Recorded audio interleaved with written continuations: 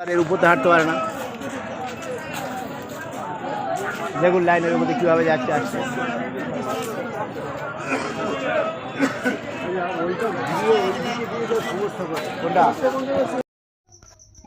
নমস্কার, hour voice news থেকে বলছি। আজ doctor Kankan Kumar Gandi, member DRUCC, eastern railway Sealdah division, Sonarpur station ইন্সপেকশনে যান। প্রথমে তিনি স্টেশন সুপার সহ inspector RPF, inspector GRP, SSE, works ও হেলথ ইন্সপেক্টরদের নিয়ে এক রুদ্রদ্বার বৈঠক করেন।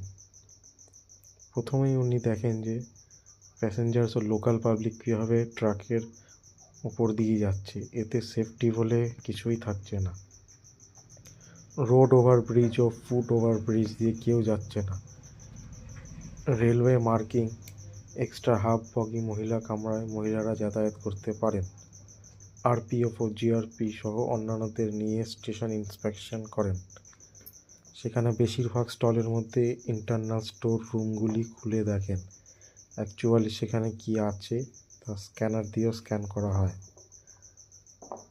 অনেক প্যাসেঞ্জার্স থেকে কমপ্লেন পেয়ে অমৃত ভারত ও গতিশক্তি কাজ বিলম্ব হচ্ছে কেন ও যেটুকু হয়েছে তা ঠিকঠাক হয়নি। স্টেশন ফ্রন্ট সাইড ওয়ার্ক দ্রুত গতিতে করতে হবে, না হলে যেটুকু স্পেস খালি করা হয়েছে তা আবার আগের মতো ভরে যাবে। RPF ও GRPদের নিয়ে বাহিরের দোকানদার কমিটির অনেককে নিয়ে আলোচনা করি কীভাবে সামনের জায়গা খালি করা যায়।